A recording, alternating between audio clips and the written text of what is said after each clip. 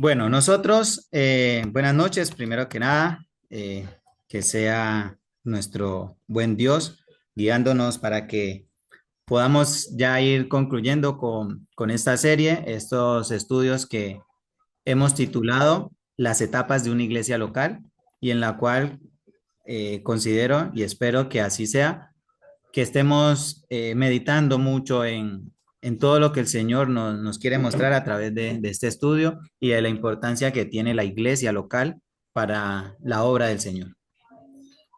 Y nosotros, como ya lo decía, estamos estudiando las etapas de una iglesia local y utilizamos la analogía del cuerpo, si recuerdan, para explicar y entender los diferentes procesos que experimenta una iglesia local, así como el cuerpo humano experimenta diferentes procesos.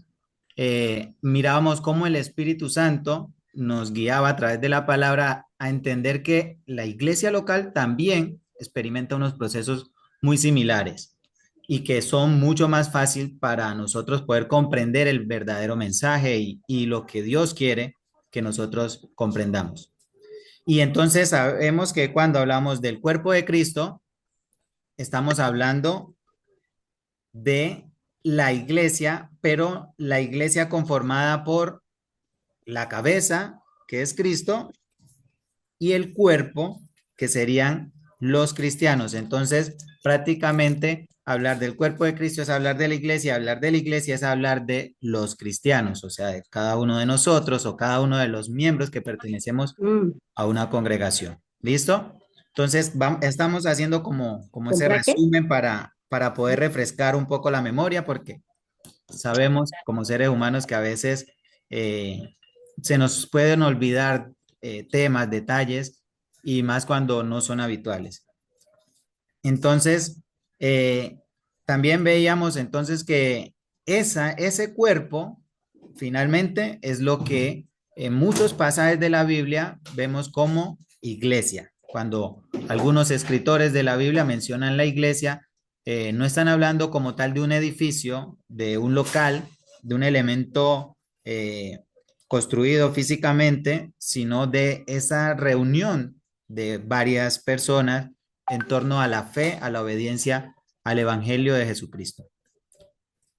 ¿Listo? Y entonces, si también recuerdan, en la clase anterior o en el estudio anterior que habíamos titulado La infancia, la etapa de la infancia de la iglesia, hablamos de varios temas, ¿cierto? Hablamos que al igual que un bebé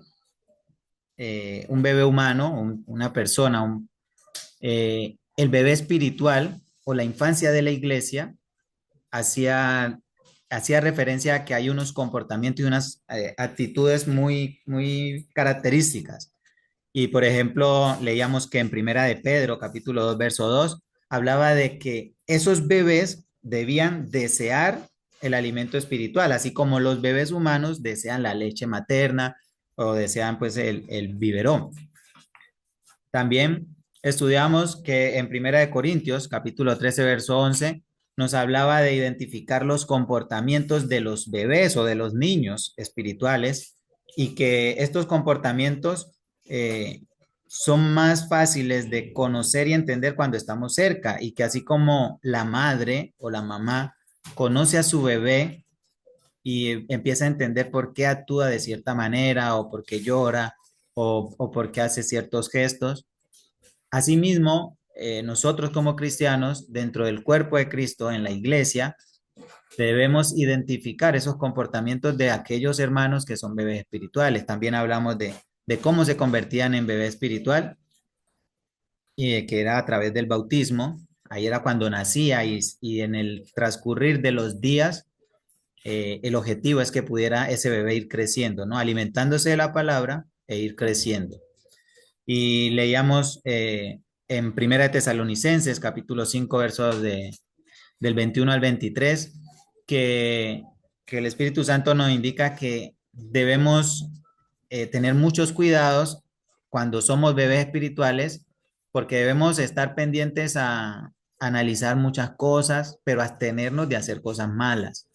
o de caer en errores y en cosas malas. Entonces, así como un bebé se debe tener cierto cuidado y protección, en la iglesia, hablando del cuerpo de Cristo, debemos cuidar a esos bebés espirituales para que no caigan en las artimañas del enemigo, para que se abstengan de hacer el mal y de pensar cosas malas, ¿no? Porque pues están en un proceso de crecimiento y en la fe, al igual que en la vida humana, pues esos procesos y la forma como crezca van a depender de su entorno y de lo que esté aprendiendo.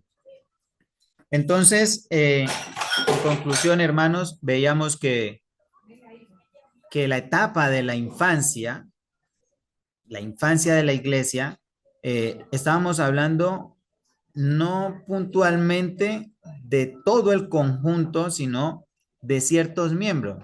Vuelvo a recordar, cuando hablamos de iglesia o del cuerpo de Cristo, estamos hablando de cada miembro y que en este caso nos desligamos un poco de hablar en conjunto, de hablar en plural, para hablar en singular, porque no todos los miembros se bautizan a la misma vez, entonces no todos llegan a la misma etapa o a la misma edad espiritualmente hablando. Entonces, en este caso, la infancia de la iglesia hace referencia a la infancia de ciertos miembros o incluso, pues, cuando una iglesia recién se funda o recién se conforma, pues, de alguna manera se puede decir que la mayoría de sus miembros son bebés espirituales. Eso es una característica que debemos identificar muy bien.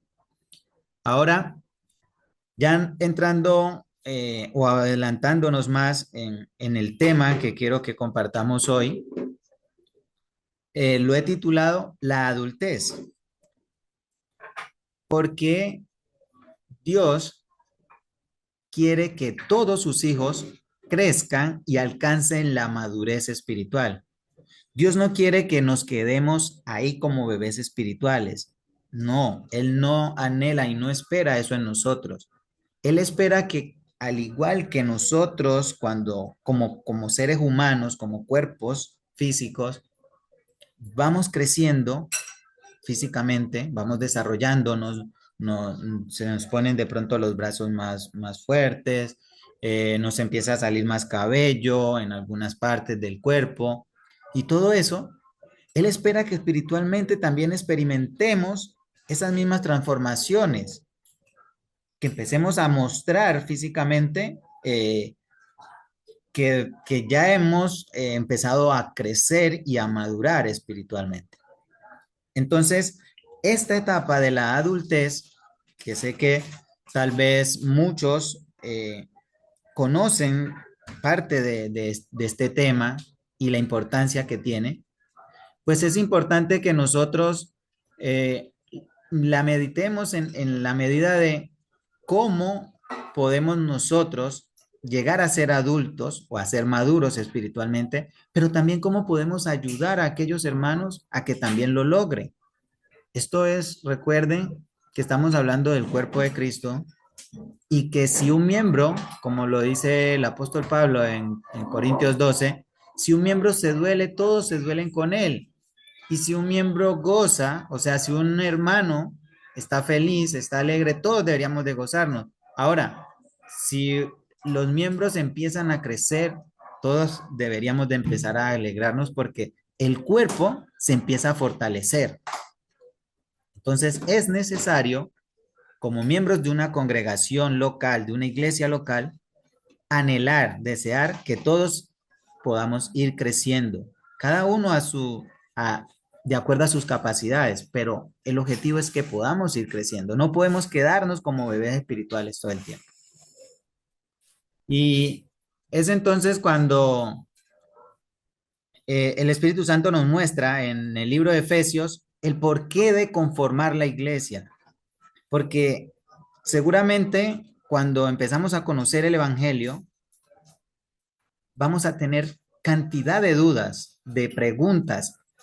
Empezamos a conocer la palabra de Dios, pero eso nos va a surgir también muchas dudas, muchos interrogantes, que ahí es donde el cuerpo de Cristo empieza a hacer su trabajo correcto, y es que unos ayudan a otros. Es como hablar de nuestro cuerpo, la mano lava la otra mano o lava el resto del cuerpo, los pies sostienen el resto del cuerpo. Ese es el trabajo que hace el cuerpo humano y ese debería ser el trabajo que haga la iglesia local. Unos ayudar a otros, o sea, los más maduros ayudar a los menos. Y dice en el capítulo 4 de Efesios, versículo 11, que Dios, dice, Él mismo, o sea, Dios, constituyó a unos apóstoles, a otros profetas, a otros evangelistas, a otros pastores y maestros, ¿a fin de qué? ¿Cuál es el objetivo? Dice, a fin de perfeccionar a los santos para la obra del ministerio, para la edificación del cuerpo de Cristo. Principal objetivo de crear la iglesia local. O sea, no podemos pensar que podemos alcanzar la salvación sin ser parte de una iglesia local, porque el objetivo de la iglesia local es poder perfeccionar a los santos y por eso Dios constituyó a unos apóstoles, a otros profetas, a otros evangelistas. Ahora, en este tiempo sabemos que ya no hay apóstoles, no hay profetas, no hay de manera física, pero lo tenemos de manera literal por sus escritos, por la información que han dejado a través de la palabra. Pero sí tenemos evangelistas, sí tenemos pastores y sí tenemos maestros. Y tenemos el resto de los hermanos que nos van a permitir perfeccionarnos. Objetivo de la iglesia local es que todos los miembros, todos los santos se puedan perfeccionar, puedan edificarse hasta alcanzar esa estatura. Mírelo cómo lo dice aquí el versículo 13, hasta que todos, y pueden leerlo en sus Biblias, hasta que todos lleguemos a la unidad de la fe y del conocimiento del Hijo de Dios, a un varón perfecto a la medida de la estatura de la plenitud de Cristo. Este texto lo habíamos leído al principio y volvemos a leerlo porque es necesario que lo tengamos muy presente en nuestra vida como cristianos y como miembros de una iglesia local.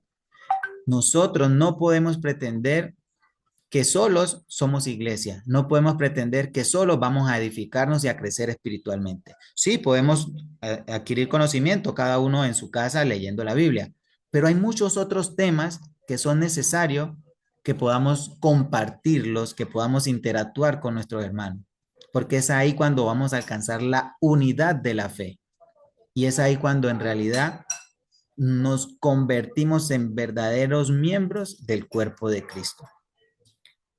¿Por qué? ¿Por qué la necesidad de Dios y del Espíritu Santo mostrarnos que debemos hacer parte de una iglesia local y de un cuerpo, del cuerpo de Cristo, perdón?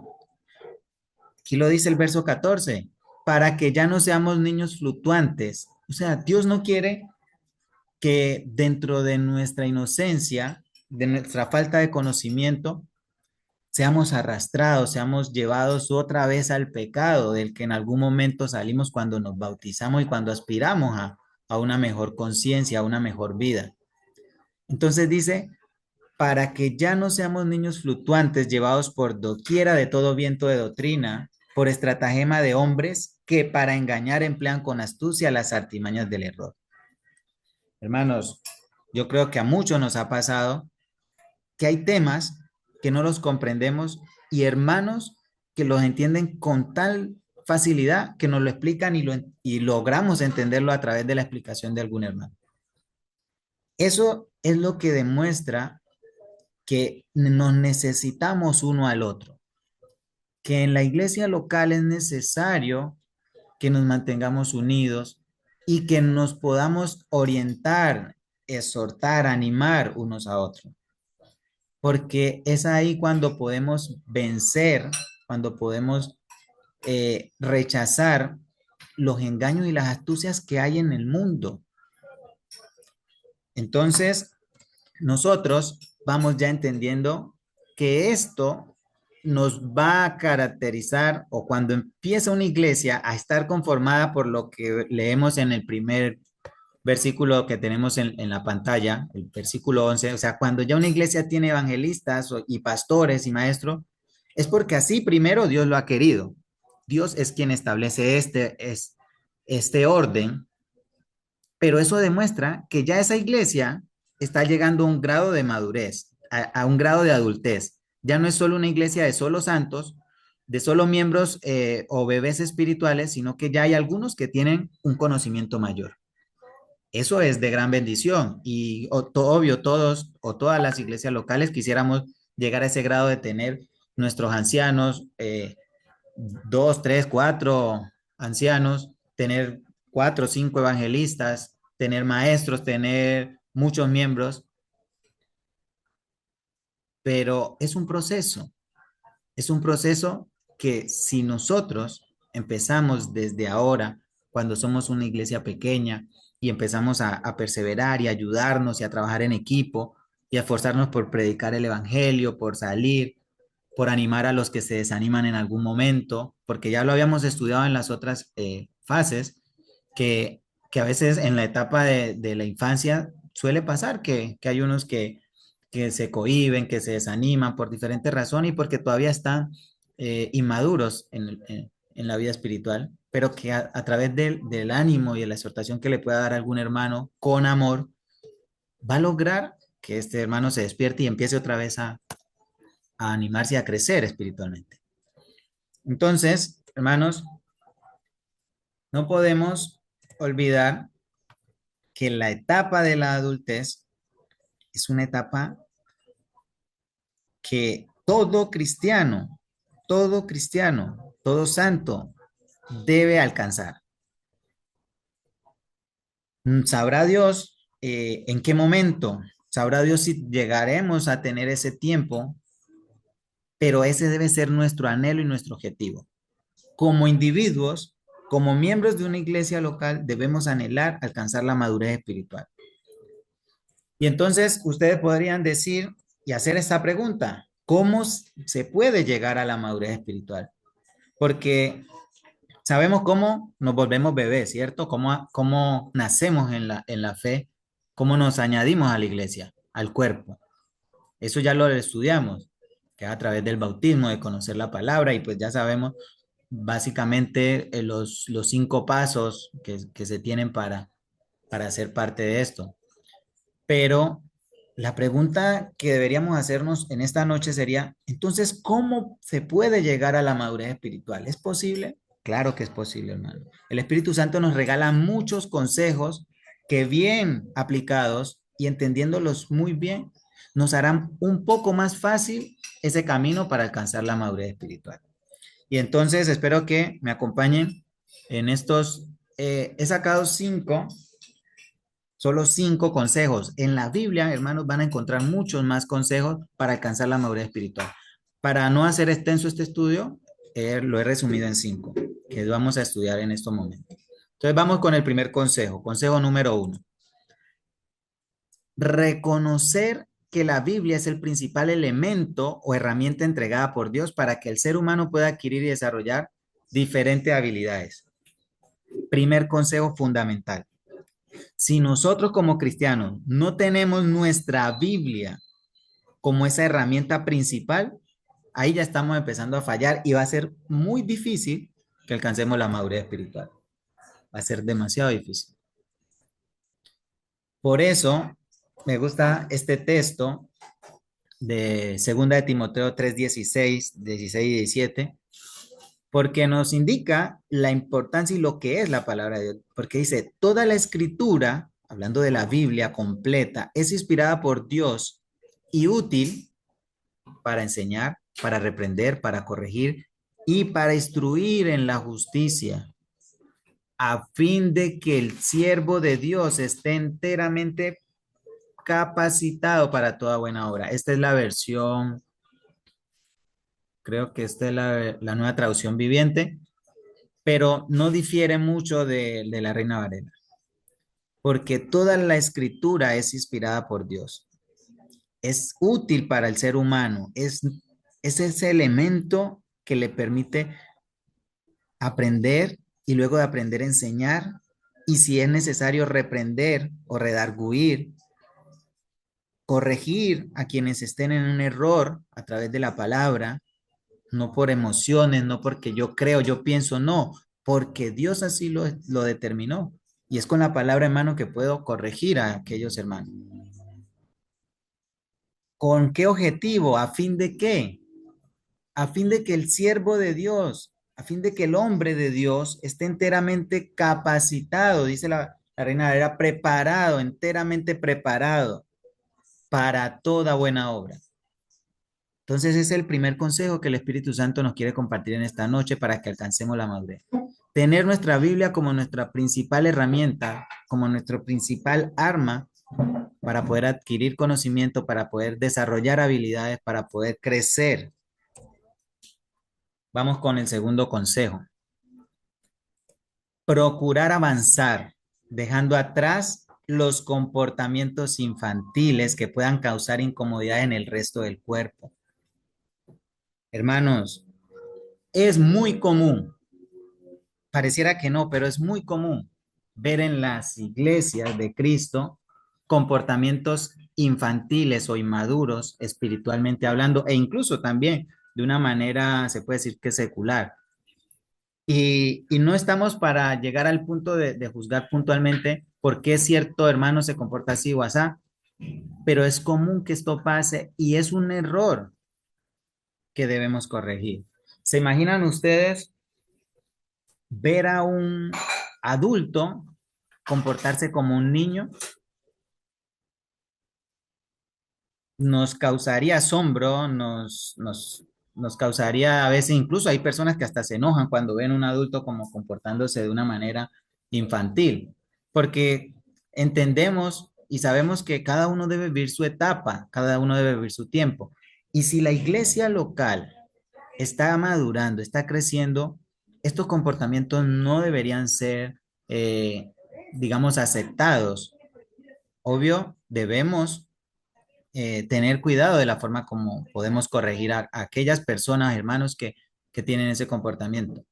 Pero no podemos llegar al punto de tolerarlo para decir, no, es que si yo le digo esto al hermano, se va a ofender. Pero si su comportamiento es inadecuado, hay que hacérselo ver. Y si es un comportamiento infantil, hay que decirle, hermano, usted todavía está en la etapa de bebé espiritual, usted todavía es un niño espiritual, cuando ya debería estar mucho más adelantado por su tiempo, por su conocimiento, por las cosas que usted ya ha estudiado.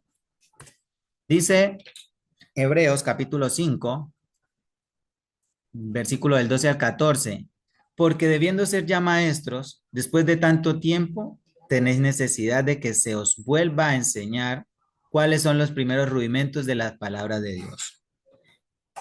Esos primeros rudimentos, hermanos, básicamente son volver a enseñarle lo básico, volver a enseñarle sobre el bautismo, por ejemplo, volver a enseñarle eh, sobre la muerte, la resurrección de Jesucristo, si eso es verdad o no, porque eso sería lo primero que se aprende para poder uno empezar a convertirse. El Evangelio habla de la vida de Cristo, de su muerte y de que si Él resucitó, esta fe sigue vigente porque aspiramos a también volver a resucitar con Él y poder alcanzar la salvación y estar en el cielo. Entonces, cuando hay un hermano que ha durado o lleva muchos años en la congregación y que ha estudiado mucho la Biblia, pero aún no entiende y no tiene claros estos temas, o incluso se ofende o se enoja porque alguien le hace ver el error sobre alguna aplicación de estos temas, pues está comportándose otra vez como un bebé y es necesario volverle a enseñar, sí. Pablo también lo decía en otro pasaje, se me escapa ahorita, que, que habían unos que tuvieron que volverle a dar esa leche espiritual, si no estoy mal. La hermana en el anterior estudio lo citaba, que había que volver a hablarles como a bebés. Era por eso, porque estaban volviendo a caer en errores o en prácticas que de acuerdo al tiempo que llevaban y al conocimiento que tenían, no era correcto, no era válido. Entonces, el segundo consejo debemos tenerlo presente y es que debemos procurar, debemos anhelar avanzar, no quedarnos con comportamientos infantiles. Si por diferentes razones, hermanos, nosotros o los estamos practicando o vemos practicar ese tipo de actitudes o comportamientos, debemos, con la palabra de Dios, meditar y pensar en que cómo debemos cambiar estas cosas. Y por eso vamos al consejo número 3, aprendiendo a soportar las pruebas con paciencia. Es clave para un maduro espiritual pasar por pruebas. Nadie, ningún cristiano puede pretender o puede creer que no va a tener dificultades, que no va a tener situaciones difíciles. Eso hace parte de alcanzar la madurez. Es necesario vencer esas dificultades. Es como nosotros cuando en nuestra vida cotidiana, cuando vemos una persona anciana, sabemos que tiene experiencia, tiene conocimiento, y no solo porque haya estudiado, porque haya, digamos, vivido algunas cosas puntuales, sino porque ha pasado dificultad y ha sabido cómo eh, sobreponerse a ellas. Eso es lo que coloquialmente llamamos la experiencia. La experiencia se adquiere a través de también los errores o a través de las dificultades que la vida normal nos presenta.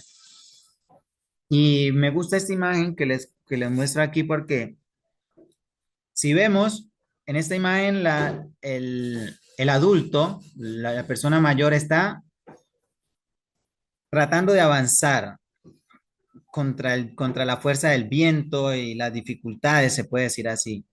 Pero si miran en la imagen, ¿quién se sostiene de él? El niño. Ahora, ¿se imaginan si una persona que ya está alcanzando la madurez, o sea, una persona que ya está adulta espiritualmente, se rinde? ¿Qué va a pasar con ese niño que está sosteniéndose de él? También va a ser arrastrado y llevado por la tormenta. Eso es lo que pasa cuando nosotros no nos enfocamos en soportar las pruebas, en afrontarlas, cuando queremos salir corriendo frente a cualquier dificultad. El cristiano no debe ser cobarde en ese sentido. Dice Santiago capítulo 1, verso del 2 al 5: hermanos míos, tened por sumo gozo cuando os halléis en diversas pruebas, sabiendo que la prueba de vuestra fe produce paciencia, mas tenga la paciencia su obra completa, para que seáis, y resáltenlo ojalá en sus Biblias, perfectos y cabales. Eso es lo que Dios quiere, que seamos perfectos, que alcancemos la perfección y que seamos cabales, correctos en nuestro comportamiento, sin que os falte cosa alguna. Dice, y si alguno de vosotros, aquí le da otro consejo, este tiene un bonus track, aquí un plus, dice, y si alguno de vosotros tiene falta de sabiduría, ¿qué debe hacer? Dice, pídala a Dios, el cual da a todos abundantemente y sin reproche, y le será dada. La sabiduría de Dios está en su palabra. Hermanos, hay que pedirle a Dios que nos permita entender su palabra, porque es ahí donde Él responde, donde nos da la fuerza, donde nos da la capacidad para vencer las pruebas, las dificultades que estemos afrontando. Es así. Pareciera de pronto muy sencillo y sé que cuando lo llevamos a la práctica se vuelve complejo, porque es complejo eh, pretender mostrarnos firmes y sobreponernos cuando tenemos problemas con nuestras parejas, tenemos problemas en el trabajo, tenemos incluso a veces problemas con hermanos. Entonces no sabemos ni siquiera a dónde ir porque en la iglesia, en la casa, en el trabajo, en todas las partes estamos pasando por situaciones tan complejas y que nos digan que nos gocemos de eso, pues a veces nos confunde, porque ¿quién se va a gozar de tantas dificultades? Pero si nosotros estamos en Cristo, en el cuerpo de Cristo, entenderemos que Él está permitiendo esto, no Él no lo ocasiona, Dios no ocasiona esto, pero Él lo está permitiendo, estas pruebas, estas dificultades, para que nosotros empecemos a madurar, para que nos hagamos más fuertes. Como a veces le decíamos a nuestros hijos o le decían los mayores a los niños, déjelo que juegue un rato en la tierra para que coja defensas. Estar en el barro, estar en la tierra, estar en la dificultad nos ayuda a coger defensa, a fortalecernos. Esto no es algo casual, esto no es un invento, esto es algo verídico. Y lo mismo pasa en el tema espiritual. Las pruebas nos permiten eso. Si estamos en Cristo, si estamos en su cuerpo, si hacemos parte de la iglesia local y si tenemos esos hermanos un poco más maduros, más fuertes, que nos ayudan a sostenernos. Vamos con el consejo número 4. Haciendo buen uso del tiempo, meditando en las enseñanzas de nuestro Dios. Este consejo es fundamental porque lastimosamente, por todas las cosas que en la actualidad suceden y que todo se quiere rápido y que vemos que las redes sociales nos saturan de muchas cosas, hacer buen uso del tiempo es fundamental y sobre todo meditar en las enseñanzas de nuestro Dios. Si nosotros nos volvemos amigos de nuestra Biblia y así como tenemos el celular y lo llevamos a todos lados y cuando se nos queda el celular nos desesperamos, deberíamos también desesperarnos el día que no hemos leído nuestra Biblia, el día que no hemos estudiado un tema nuevo.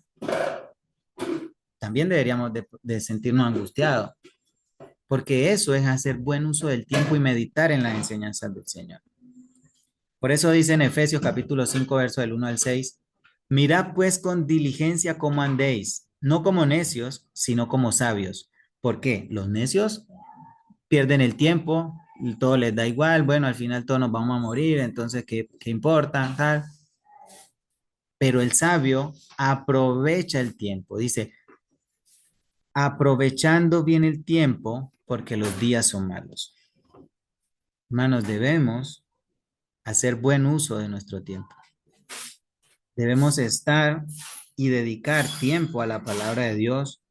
Debemos dedicar tiempo a compartir con nuestros hermanos porque ahí también nos fortalecemos. En ese intercambio de ideas, de conocimientos, nos vamos fortaleciendo. Entonces es muy importante hacer buen uso del tiempo. Y el quinto consejo, el último consejo de esta noche que el Espíritu Santo nos trae es que crezcamos en la gracia, en el conocimiento y en la paciencia. Vaya palabra tan bonita, pero tan difícil a veces de aplicar. Paciencia. Porque todos queremos crecer en la gracia, todos queremos adquirir conocimiento, pero a veces no todos queremos ser pacientes, no todos queremos saber esperar. El ser paciente no es quedarme quieto, no es dejar que todo pase, es saber esperar siendo diligente, es saber que no todo puede hacerse y salir como yo espero. La paciencia no implica quietud, implica también soltar y confiar, no solo en mis capacidades, sino en las de otras personas. Por eso, al principio de este estudio que hablábamos de, de los dones y que cada uno tiene unos dones y que el apóstol Pablo, inspirado, decía que no todos podíamos ser mano, no todos podíamos ser pie, debemos ser pacientes en comprender que no todos tenemos la capacidad de enseñar, no todos tenemos la capacidad de pararnos en un púlpito, no todos tenemos la capacidad de entonar un himno con una voz melodiosa. Cada uno tiene sus cualidades, sus capacidades y debemos ser respetuosos de eso, de ser pacientes en eso. Por eso, segunda de Pedro, capítulo 3 verso 13, desde el 13, si lo podemos leer en nuestras Biblias, desde el 13, porque me parece importante que meditemos en esto. Dice, ¿y quién es aquel que os podrá hacer daño si vosotros seguís el bien? Mas también, perdón, estoy buscando que no es, qué pena, es segunda de Pedro. Yo sí decía que no es.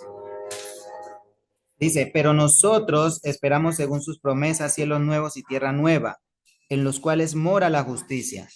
Por lo cual, oh amados, estando en espera, o sea, siendo pacientes de estas cosas, Procurad con diligencia ser hallados por él sin mancha e irreprensibles en paz. Y tened entendido que la paciencia de nuestro Señor es para salvación, como también nuestro amado hermano Pablo, según la sabiduría que le había sido dada, os ha escrito. Pablo ya había hablado lo mismo que Pedro está diciendo aquí. Y Pedro dice, así que vosotros, en el verso 17, oh amados, sabiéndolo de antemano, ¿qué debemos hacer? Guardaos. Guardaos es cuidar, tener cuidado. No sea que arrastrados por el error de los inicuos caigas en vuestra firmeza, caigas de vuestra firmeza. Antes bien, creced en la gracia y el conocimiento de nuestro Señor y Salvador Jesucristo. A Él sea gloria ahora y hasta el día de la eternidad. Amén. Hermanos, así como lo dice el apóstol Pedro, nosotros debemos tener presente, debemos guardarnos, debemos tener cuidado de no caer en errores y no sentirnos altivos ni más que otro, sino que ser paciente y con la gracia de Dios, porque es su gracia la que nos ha permitido ser parte de su cuerpo, ser parte de su iglesia, poder seguir también animando a otros que tal vez en algún momento digamos, no, es que él no se lo merece. No, tal vez nosotros en otro tiempo no nos merecíamos hacer parte de esta iglesia, pero la gracia de Dios nos dio ese lugar. Nosotros también debemos tener gracia hacia los demás, hacia todas esas almas perdidas, hacia todos esos hermanos que por diferentes razones se han desviado del camino de la verdad. Debemos animarlos, debemos ayudarlos, debemos que mostrarle con la palabra en el error que han caído. Eso es parte de madurar espiritualmente, de ser un adulto espiritual. Y eso es lo que debemos anhelarnos. Hermanos, en conclusión, debe ser un objetivo de cada cristiano alcanzar la madurez espiritual. Hacer que el cuerpo de Cristo experimente todas sus etapas, que sean niños, que sean bebés, niños, adolescentes, joven, llegar a la adultez, o incluso llegar a ser ancianos en Cristo, ancianos y ancianas en Cristo. Porque qué bonito sería poder recitar este texto que Pablo les citaba a los filipenses. Filipenses capítulo 3, verso 13, y con esto concluyo esta intervención. Y dice así, hermanos, yo mismo, hablando Pablo, yo mismo no pretendo haberlo ya alcanzado, pero una cosa hago, olvidando ciertamente lo que queda atrás y extendiéndome a lo que está adelante. Prosigo a la meta, al premio del supremo llamamiento de Dios en Cristo Jesús. Así que todos los que somos perfectos, esto mismo sintamos. Y si otra cosa sentís, esto también os lo revelará Dios. Pero en aquello a que hemos llegado, sigamos una misma regla. Sintamos una misma cosa. La misma regla que hay que seguir es la palabra de Dios, el Evangelio. Y la misma cosa que debemos sentir es el amor que Cristo sintió por nosotros. Él siendo cabeza, le transmite al resto de su cuerpo, o sea, al resto de sus miembros, todo ese amor hacia uno mismo, pero también hacia el prójimo. Eso es lo que Dios quiere, que maduremos y crezcamos juntos espiritualmente, que edifiquemos esa iglesia y la desarrollemos a la medida que Él espera. Hermanos, muchas gracias por su tiempo y que Dios les bendiga y les permita seguir creciendo espiritualmente.